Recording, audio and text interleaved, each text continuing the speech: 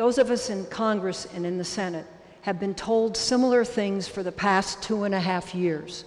Virtually every report we have, things are improving, and you latch onto that, and you go out with a sense of hope, and then you pick up the paper and you see the next day 20 people are dead, 10 of our troops are blown apart, etc. And this has been going on now for 4.5 years. This isn't World War II. This is a small country. And I think what's happening is that patience is worn thin. And we hear these, and they have less and less, I'm not saying you do, less and less credibility. And you look at trying to make a democracy out of a country that has never known democracy, that has only known strongman rule, that has no functioning institutions that are necessary for a democracy. The law, the courts, the enforcement, the belief of a people that this is what they want. It's essentially still a tribal society. And you see a Shia-led government where most of the ministers don't report to work, where half of the legislature doesn't show up, where Maliki has been saying, yes, we will do, we will do, we will do, month after month, and nothing happens. And as Americans, we have an enormous stake at an enormous cost in this country, and at the diminution of American credibility worldwide. I think we've got to reassess that mission. And I think we have to really come to grips with where American national security interest rests. And in my view, they don't rest with sustaining a government. They may rest with seeing that Iraq is not a safe harbor for terrorists. They may rest with seeing the same thing doesn't happen in Afghanistan and Pakistan. They certainly do rest with seeing a Palestinian-Israeli peace settlement. And they certainly do rest with seeing a stable Middle East, regardless of the kind of government. And they do rest, as Dick Lugar so eloquently said on the floor of the United States Senate, with the restoration of American credibility abroad. I have never known a time in my lifetime of traveling abroad when Americans are as hated as they are today. And that is a very sobering thing for those of us in the Senate of the United States. So where am I going with this? I'm going with this to say that I believe there is a bellwether that's going to change this fall. Whether it is before Petraeus reports or after Petraeus reports, I don't know. But the patience has worn thin, and the cost is so great. And you know, back in Washington, I think it's once a week, they run the photographs of the American men and women killed in action. And you look at these faces, and they are all so young.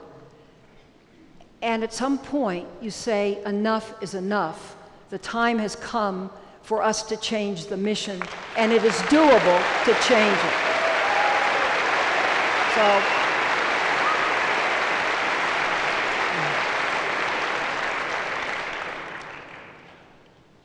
Lee Hamilton, when we see a new video today from Ayman al-Zawahiri, the deputy to Osama bin Laden, and you were the vice chair of the 9/11 Commission, and he, in this video, is exhorting the al-Qaeda members in Iraq to fight back against the American presence.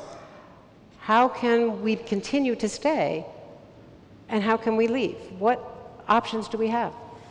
Well, Andrea, the thing that has impressed me here as I've listened to General Keane and Senator Feinstein is that you have two timelines here, and they're out of whack. You have the military timeline, and if the general's correct, some progress is being made there. But the real test on the surge militarily is not whether we can clear the area. We've always been able to clear the area. The real test is whether you can hold it after you clear it. Don't you need a government in order to hold it? Well, you certainly do, and we won't know that, frankly, whether they have the capability to do it for quite some time. What I'm saying is that the military timeline is extended for months and maybe beyond. Diane, I should say Senator Feinstein, Diane says that the American political timeline is very short. And these two timelines are clashing with one another, and it has to be resolved here very soon. My own impression is that the country, the applause here to Diane's statements would suggest it, is so turned off and soured by this war that the American politicians really don't have much time. They're going to have to downsize the American military. I'll get to your question in a minute, Andrea. Your answer is better than my question. Downsize the American military and begin to redeploy. The Secretary of Defense said that the other day. So this is not anything very radical. Now, with regard to Al-Qaeda, this is one of the real interests we have there. And I don't know of anybody, the general mentioned this, and he's quite right about it. Everybody acknowledges that Al-Qaeda is present in Iraq and that we have to take action against Al-Qaeda in Iraq. Therefore, even if you're talking about withdrawing or redeploying American forces, you are going to have to leave in Iraq combat capabilities of whatever measure, and the general would have a much better idea than I. You're going to have combat capabilities to go after Iraq. After Al-Qaeda, because they really do represent a threat to the national security interests of the United States.